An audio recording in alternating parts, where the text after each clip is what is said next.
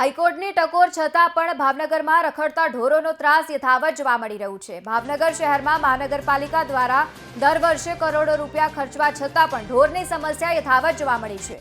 લોકોના ટેક્સના પૈસા લોકોની સમસ્યા હલ જ નથી થતી, પરંતુ દર વર્ષે આવી સમસ્યા સર્જાય છે। દર વર્ષે કરોડો રૂપિયા ખર્ચવામાં આવે છે, તેમ છતાં સમસ્યા જેમ છે તેવી જ જોવા મળી રહી છે। ભાવનગરના રસ્તાઓ જાણે ઢોરવાડો બની ગયા હોય તેવું લાગી રહ્યું છે। શહેરમાં 27 વર્ષથી સત્તામાં બેઠેલું ભાજપ ઢોર સમસ્યા હલ કરવામાં નાપાસ થયું છે। ભાવનગરમાં ચોમાસું આવતાની સાથે જ રસ્તો ઢોરવાડો નક્કી થઈ જવું એ મુશ્કેલી બની જતું હોય છે, કારણ કે રખડતા ઢોરો રસ્તા ઉપર જોવા મળતા હોય છે। તેના કારણે વાહન ચાલકો અને ખાસ કરીને રાહદારીઓ મુશ્કેલીમાં મુકાઈ જતા હોય છે। અકસ્માતનો ભય પણ લોકોને સતાય છે, તેથી રસ્તામાંથી ઢોર હટાવવામાં આવે તેવી લોકો હાલ માંગ કરી રહ્યા છે। ભાવનગરમાં 5 ઢોરખાના છે અને લાખો રૂપિયાનો ખર્ચો રખડતા ઢોરને પકડવા પાછળ કર્યો છે। પરિસ્થિતિ આજે ઈને ઈ છે અને ખાસ કરીને આપણા મુખ્ય પ્રવેશદ્વારો, બંને પ્રવેશદ્વારો ના ઈ રોડ ઉપર તમારે પસાર થવું હોય તો રખડતા ઢોરના અડીંગાઓ પડ્યા હોય છે અને એક બાજુ ભ્રષ્ટાચારી રોડ, ખાડા અને એક બાજુ રખડતા ઢોર। લોકો જાય ક્યાં?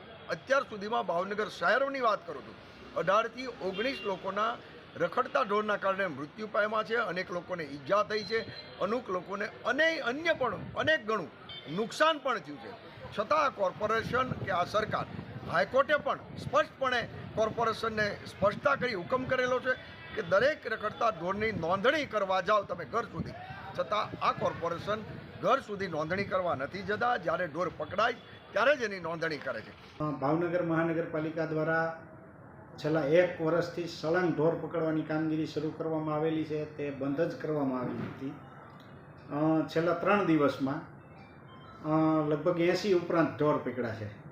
એટલે એવું નથી કે ભાવનગર મહાનગરપાલિકા દ્વારા કાર્યવાહી કરવામાં નથી આવતી, પરંતુ ચોમાસાની સિઝન હોવાને કારણે જે જમીન ભીની થઈ જાય, ગારો થઈ જાય, બીજું માખી મચ્છર હોય, એને કારણે જે ઢોર ત્યાં બેસી શકે નહીં અને માખી મચ્છરના ઉપદ્રવને કારણે રોડ ઉપર ધુમાડો લાગતો હોય, પવન લાગતો હોય, કોરી જગ્યા મળતી હોય તો રોડ ઉપર આવીને બેસી જતા હોય, એટલે વધારે દેખાય છે।